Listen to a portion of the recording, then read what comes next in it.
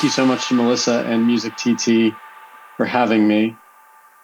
So first off, I was listening to the last panel or the last interview, and it was very fascinating. Kind of, and the last question was really about state policy and was really about how music is valued as an economy in Trinidad and how it's valued as an economy in other places. And it's true, yeah, there is no Music Nigeria as in terms of a state music office or national music office to create that.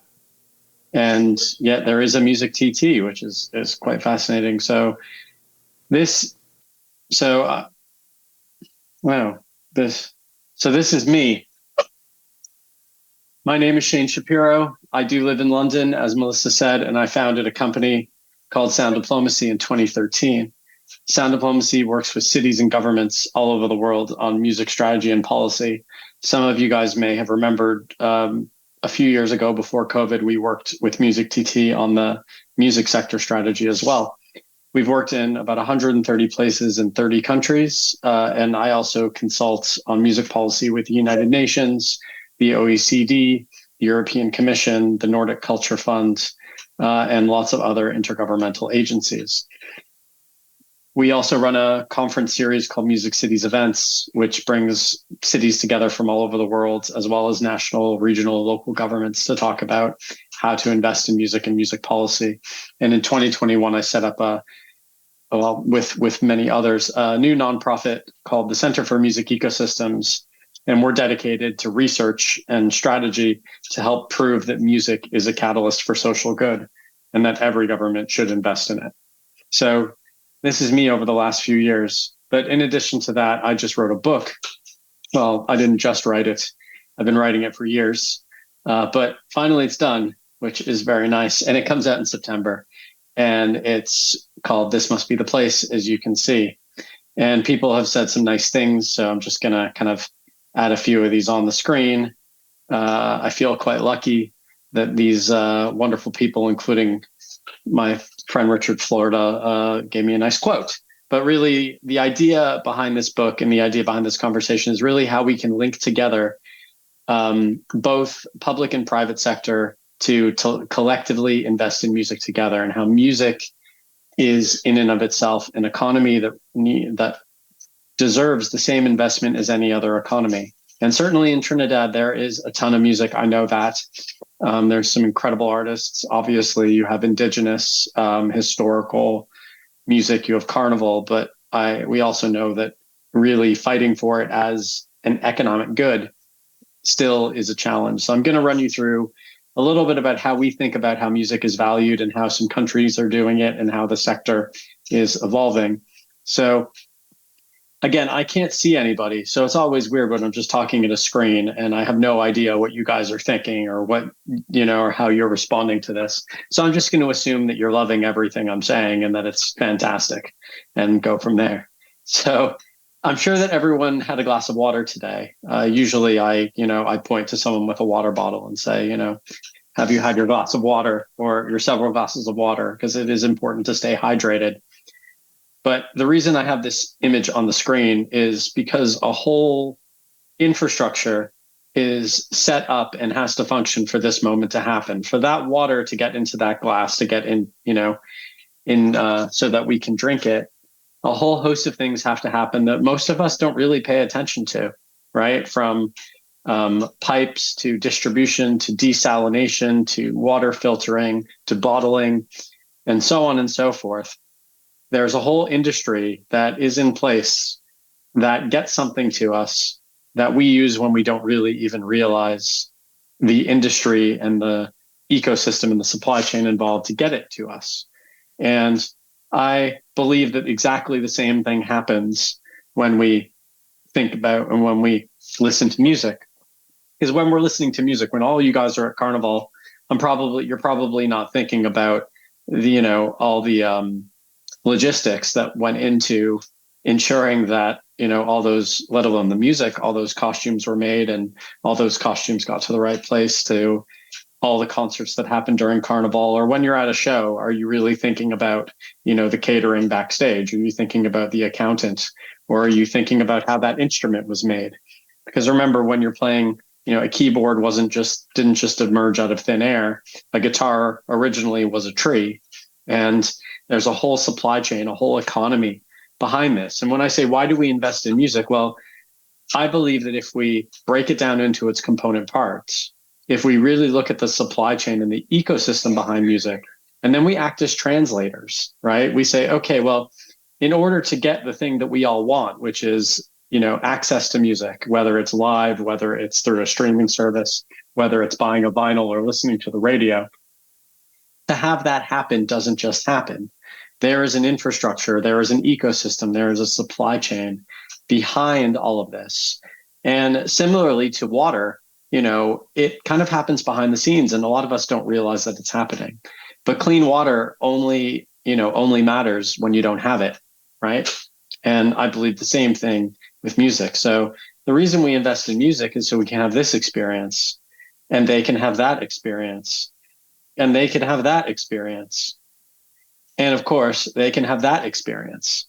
All of these things, all of those images that I just said, whether it's a festival, whether it's a concert, whether it's a classroom, or here a recording studio, all of these images have jobs and skills that are happening behind the scenes that can be explained as a much bigger economy than just the finished product.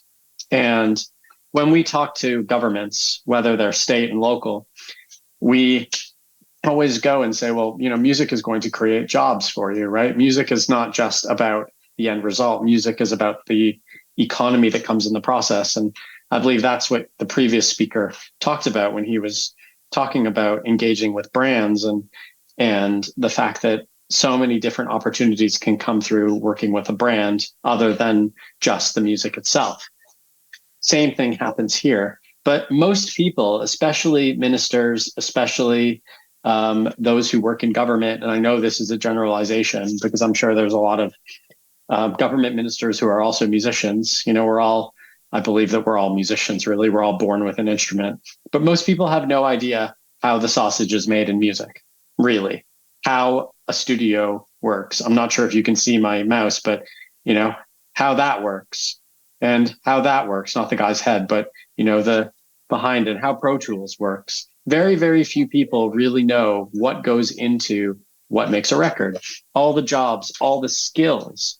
And the skills are not just musical, they're mathematical, they're scientific, they're interpersonal. And if we break it down and we say, okay, well, we can be intentional and deliberate about this, right?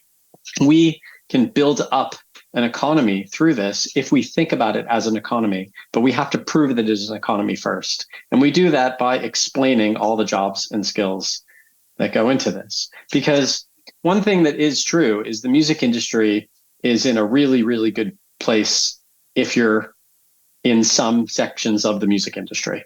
So I'm sure, one of the businesses that has increased significantly in the last 5 years is the business of music rights. And there have been very large, publicly traded companies that are investing in music rights, such as Blackstone. They're a private company, but they're one of the biggest hedge funds in the world, or VC hedge funds in the world. This was a very, very good year, has been a very, very good year for Live Nation, as well as for AEG, because more of us are going to concerts, mainly of artists that we're familiar with. So the higher end is growing, but at the lower end, as you can see this in the UK, the performances in grassroots music venues are down. But what we are seeing is the total value of music is going up. It grew by about 9% last year. What other industry in Trinidad grew by 9% last year?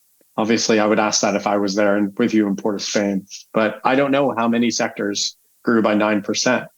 And they grew by 9% not just because of Beyonce and Taylor Swift and WizKid. They grew by 9% because of all the jobs and skills that needed to function to create the products that we all recognize from WizKid and Burna Boy and Beyonce and so on, and everyone else down the value chain. But at the same time, because the industry is becoming more of an hourglass rather than a pipeline, where power and influence is consolidated at the top, and there's a shrunken pipeline, and then there's a lot more at the bottom. A lot of the artists at the bottom are struggling, which I'm sure is case in point for some of you guys in the room. And because you're being forced to do everything, you have to be social media experts, accountants, lawyers, rights managers, booking agents, managers, designers, and be musicians at the same time. But my belief is if we can explain that all of those jobs I've just said are jobs that could be done by individual people, that can pay tax, that can bring revenue back to the community, then we can think about different ways that we can invest in the music economy to benefit artists in a way that demonstrates the value that that brings. And lots of countries are doing that. So here are a few, for example. I picked one from the region too. In France, France is always first at everything in this regard. They were the first collection society. SACEM is the first ever collection society, I believe in 1854. But if any of you are on Wikipedia right now, maybe I'm wrong, but I think that's correct. They are also the first Ministry of Culture. And the CNM, or the Centre National de Musique, is the most well-funded, most expansive national music office in the world. It has a budget of over 80 million euros, and it does a lot of different things. It has 110 staff, and it is like a national development office for music. And it was only created a couple of years ago. And this is kind of the gold standard, so to speak, now for music offices. But there are other countries that have been really looking at how to invest in content. And the country that probably leads the world in content development, talent and content development, is Canada, which is where I'm from originally. I do live in London, but I sound like this. And Canada, the whole purpose of Canada's Music Fund, or the funding program in Canada, is to invest in content, mainly so that we're not American. That's really the reason historically. But we need to build an archive of content that is defined as Canadian. So something called Canadian exists. And there's been a history of 50 years of investment into making music in Canada for the sake of making music. Some of it is for market, some of it is not. But the Canada Music Fund is all about diversity in all sense of the word, diversity of Canadian music and investing in it. And if you add it all up, there is, again, over about $60 to $70 million US on average, if you spread across Canada, invested into music. I know that France is 80 million people. I know that Canada is 35 million people. And I know that Trinidad is, as I found out, 1.4 million people. But one of the things that we can learn from, for example, is Belize.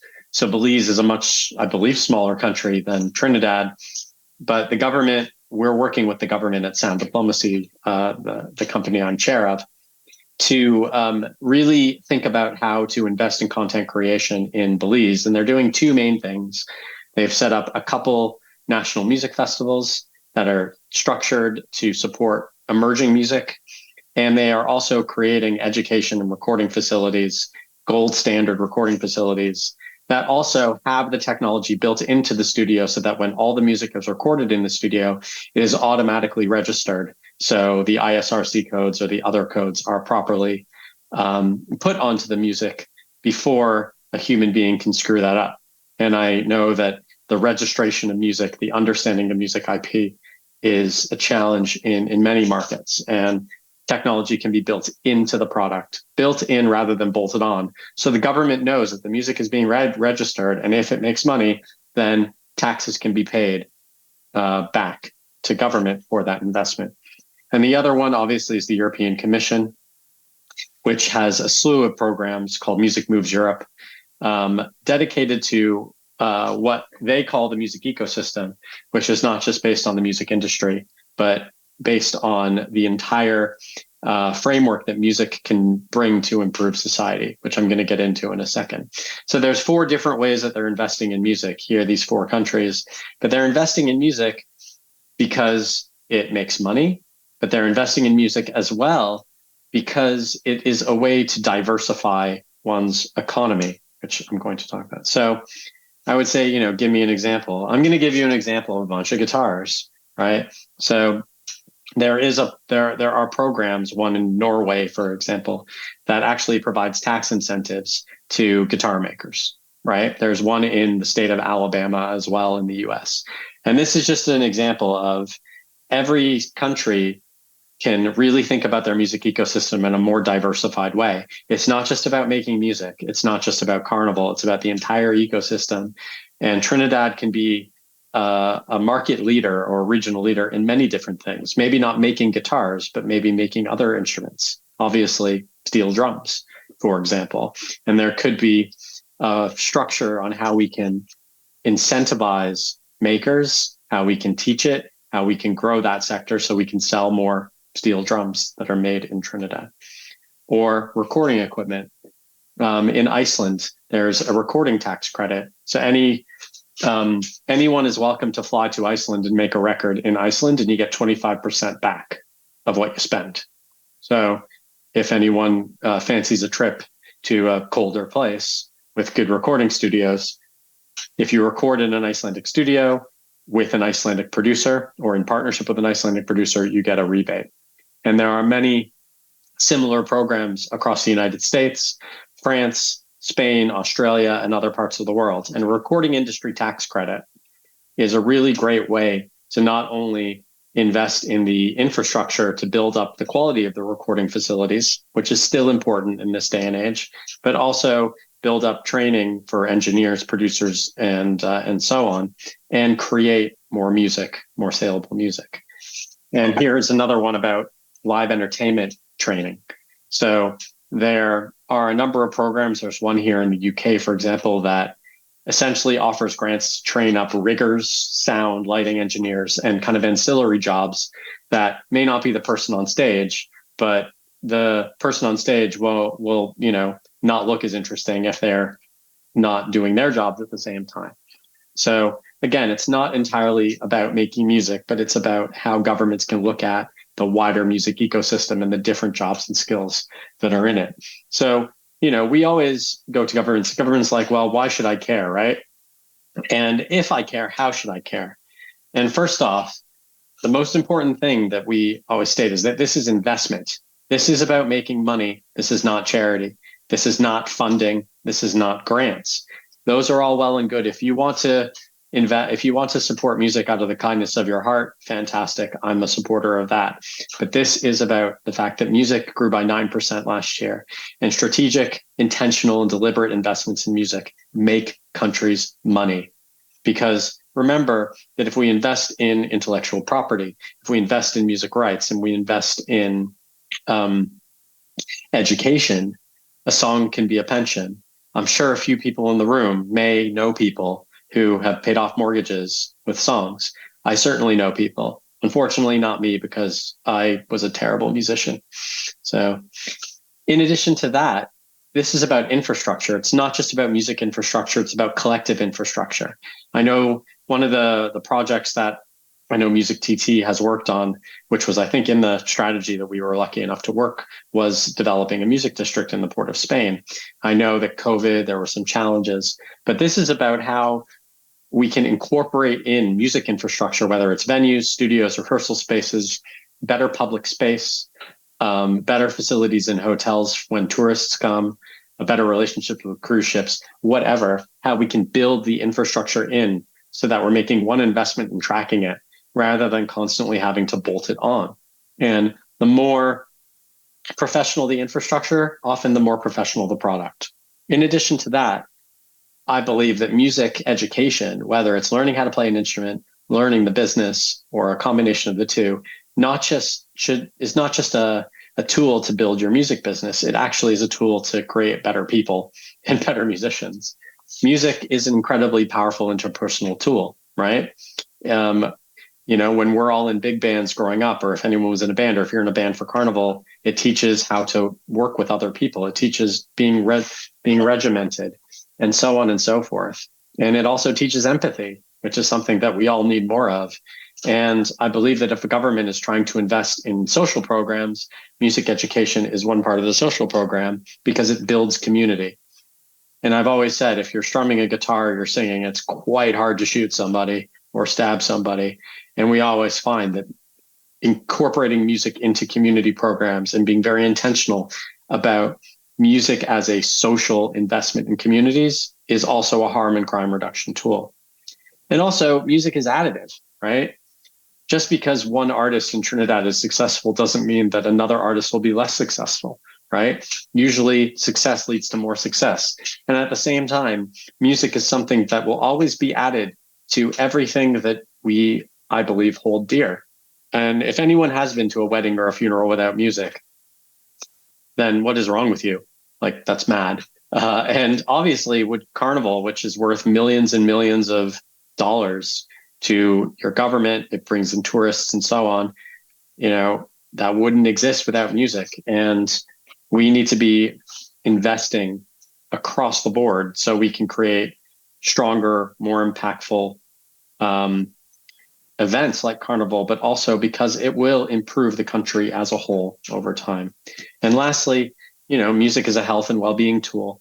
It's an incredibly powerful tool to fight anxiety and depression, also dementia and Alzheimer's. It can be a tool for, human, more humane aging, but also it heals and soothes and calms. COVID was an amazing case study for why music matters, right? Because it was one of the things that got us through. And if music didn't matter, then we would have realized that during COVID. So I believe these are the different ways that governments can benefit.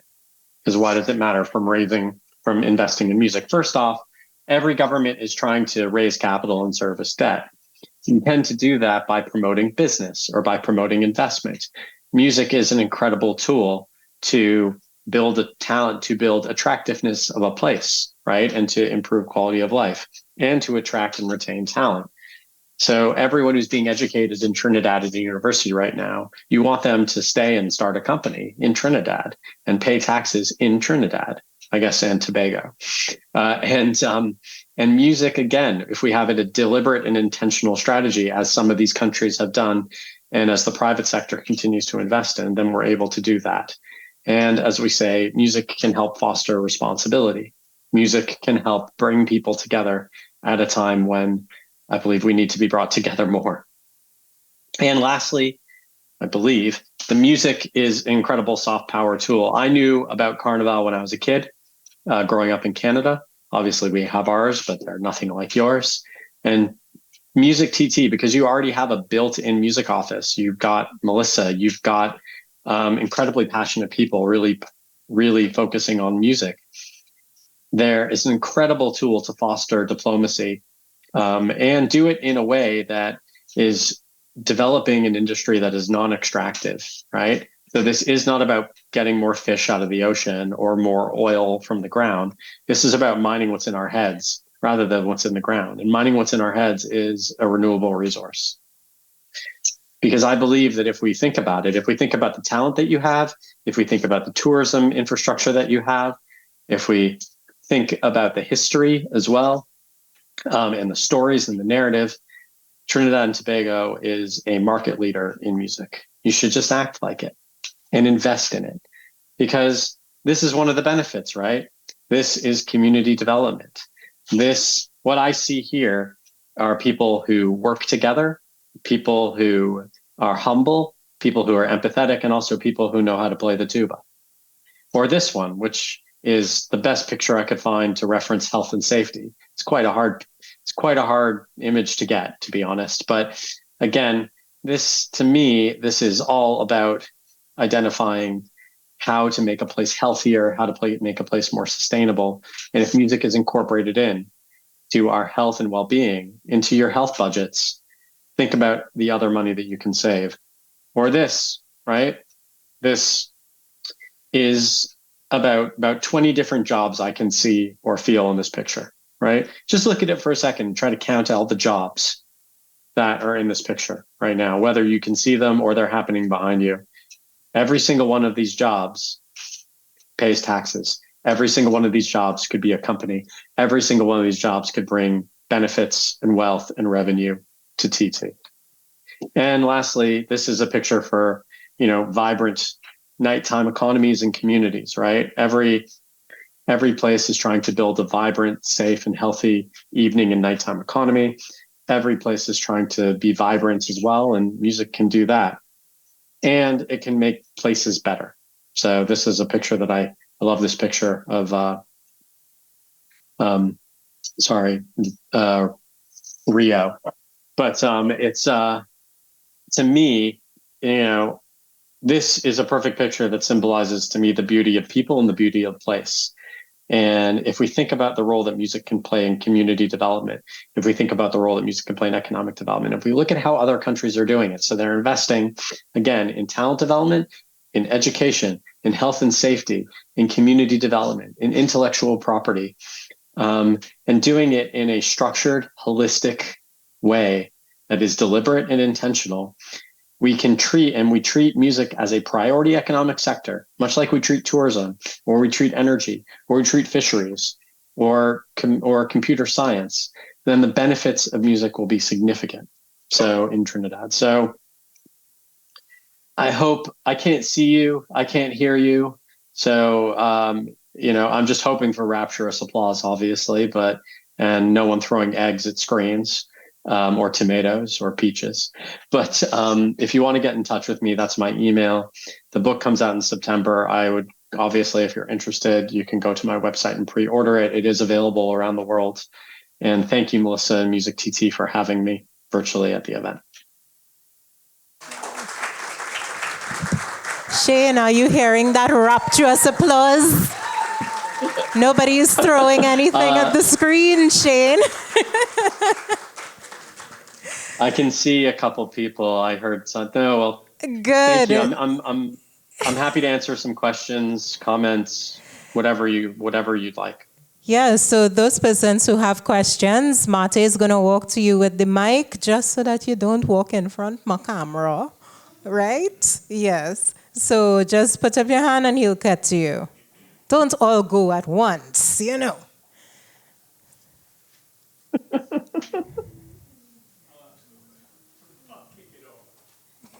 Thank you.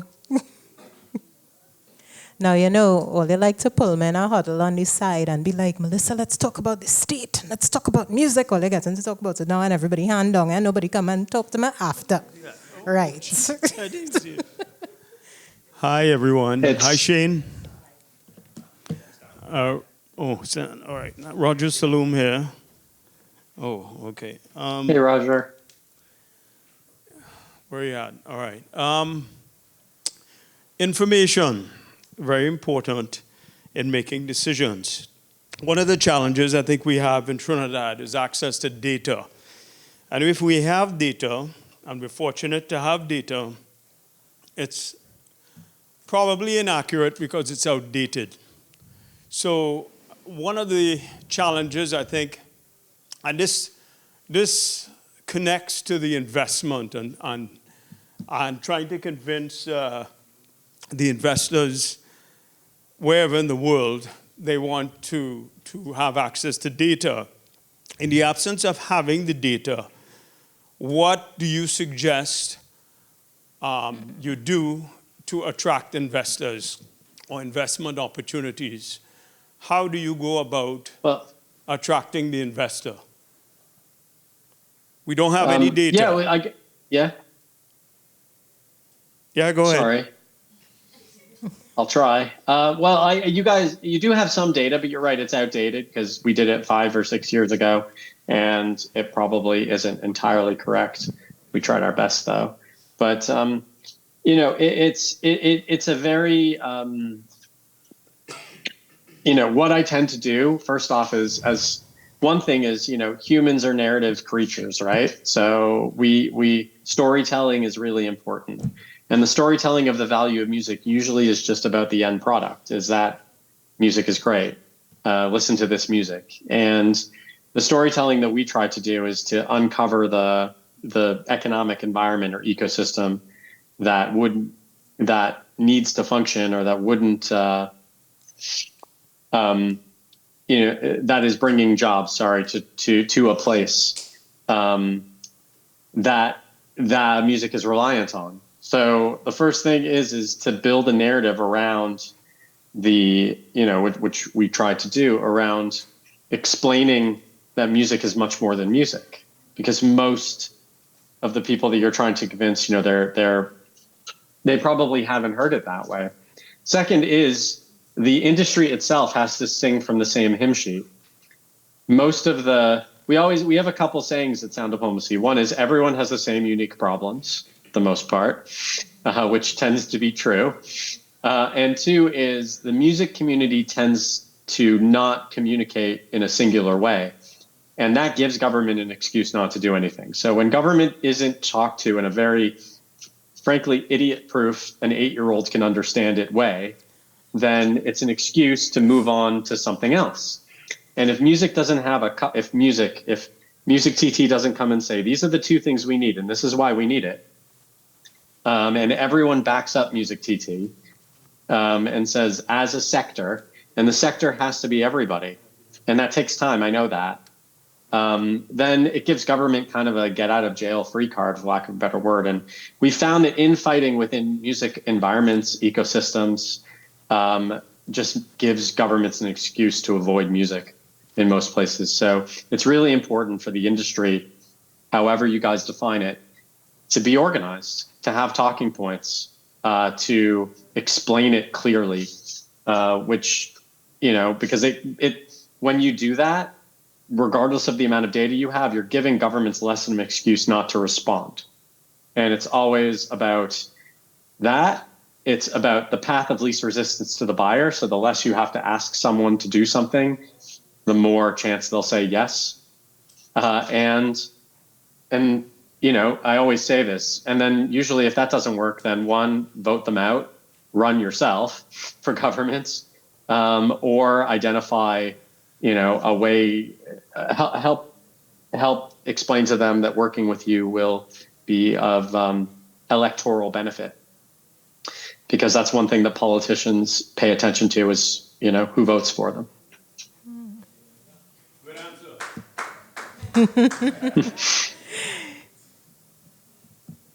answer. Anybody else? Yep, I'm happy to answer a few more. Unfortunately, I can't stay until after 5 for drinks this time, but I'd love to come back. Next time. In person next time. Yeah, I'd love to. Absolutely love to. Hi, good afternoon, Chris and Joseph. I think the question, just a very short preamble, is that where governments, well, let me speak about our government, is where we point to them and say that we need assistance, we need help, they will point to the fact that MusicTT exists as all the help that they think is necessary. Well, we're doing what you need. We've given you MusicTT. And how do we move beyond, well, we set up a company, what do you want? Yeah, so that's one of the things. That's the, it's like I'll just, speaking honestly, often, I'm not going to swear, but we call it kind of shut up money, so to speak, sometimes. When someone gives you enough money to shut up, and then they can say, oh, I gave you some money, but it's not enough money to do what you need to do. There are stronger words that we sometimes use, but I'm not going to use out of respect. But, first off, there's 3 things I want to say. One is, it's an incredible advantage that you have MusicTT. There are many, many countries around the world, many that we're working with, that will give their left arm, so to speak, for MusicTT, an organization like MusicTT. The thing is the organization needs to be strengthened from the inside as much as possible over time, right? So that is building the talking points and the clear arguments and making it only 1 or 2 things, like what MusicTT wants, obviously, or could use to continue to support the music economy.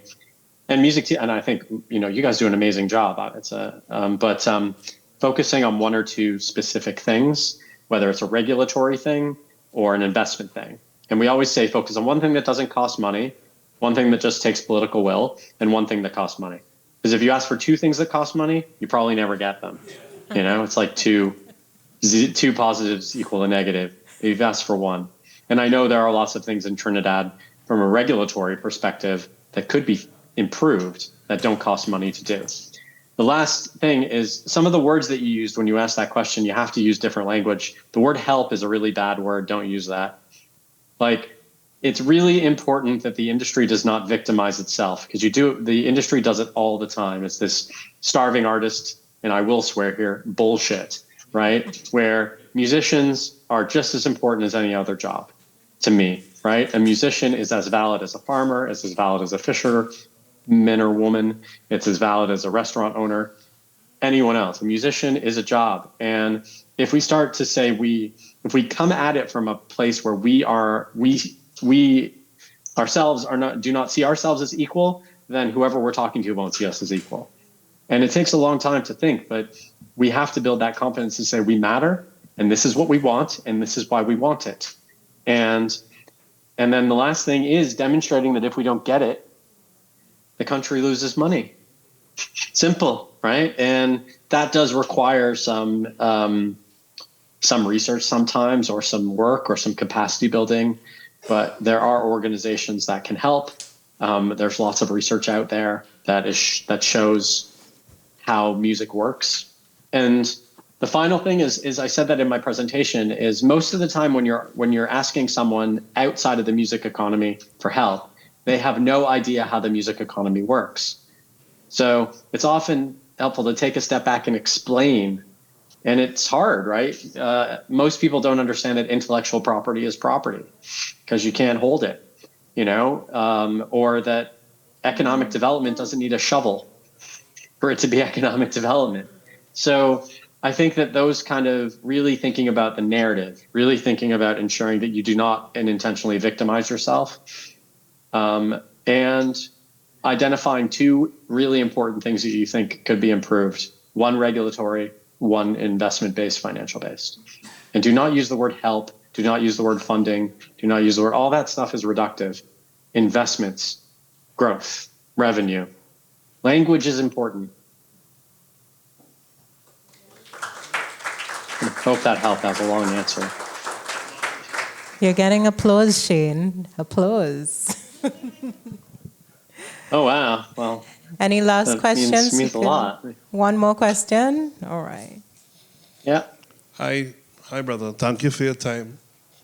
Of course. In regards to online or hybrid events, how can Trinidad be positioned as a strong provider of content with regards to all our festivals and parties? How do you think that can be materialized? Yeah, so there's a couple of things there. First off, I think there's an incredible infrastructure argument here, literal infrastructure, i.e. like cables and poles and stuff. But if Trinidad, which is a live entertainment capital of the world, especially for 2 or 3 weeks of the year, but really, from my understanding of your culture, you guys love to party and you're good at it. If you could share that in a clear, professional, structured way, right? Whether it's live streamed or whether it's done through filming and editing or whatever, I think that offers a huge amount of opportunities. But it needs to be done in an intentional, deliberate way. It can't just be done by one company streaming one event. It has to be a strategy that the sector develops over time. And I know that you can't stream everything, but I do think that opening yourself up to the world, so to speak, as much as you possibly can, is a great opportunity for Trinidad. Also, in terms of how you think about investing in yourselves and in your rights. So this is another conversation. I'm not sure you're having it at the conference, but really understanding the breadth of opportunities that music rights, your music, your intellectual property can bring. That's across Web3 opportunities, live streaming, and so on.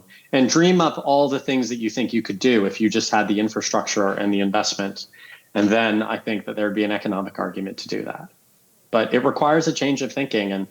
And again, the most passive listeners to music have a very traditional relationship with music, right? They listen to it on the radio. Maybe even my mom still buys CDs. I'm not sure how many moms buy CDs, but mine does. I don't even have a CD player in my car. But there's a very traditional understanding of how music works, which is not how music works, right? Music, there's 50 different ways you can make money. through music nowadays. It is an incredibly technologically advanced industry. There's 20,000 tracks a day on average, they estimate, being uploaded to the DSPs that are written by AI. So that's quite something. And I'm not saying that's a good thing, but that just shows how complicated this sector is. So to kind of answer your question, there's an incredible opportunity to simplify this and then demonstrate the opportunity in sharing Trinidad's culture, because you guys have one of the most amazing cultures in the world, but you're not making it that easy for people to experience it. So maybe there's a economic argument to make it a little bit easier, and people will pay for it. So that was our final question for you, Shain. I just want to extend a really hearty thank you to Shain. Since, our former GM, Janelle Fronten, handed over, Shain has been there every step of the way. Like, I would randomly just hit him up and be like, Shain, I need a contact for this. Or Shain, I need help with that. And he is just like, no problem, Melissa, I'll do that. Here, talk to this person. Here, talk to that person. So he has been really instrumental in helping us over the years connect and open up some export doors for you all. So thank you, and shout out to Shain. You're welcome. Well, thank you for having me. I'm a big fan of everything that you guys do. I'm a huge fan of the music and a huge fan of the culture. Growing up in Canada, Trinidadian culture is pretty prevalent in my life because there's lots of Trinidadians in Canada, in Toronto, in Canada. I'm sure some of you have family there. But thank you for this opportunity. And, I'm always here to help. If you want to help me, please buy my book. Okay? Thanks. Yo, we're going to buy the book, okay? All right. All the best, an everybody. audience Have a member wonderful said rest not of the to use the conference. word help, Shain. You're supposed to tell them, buy my book now. You don't have to do it now, just But thank you again, everybody. I'm off to make dinner for my partner. But have a wonderful rest of your conference. And thank you again for having me. Thank you so much for sharing with us.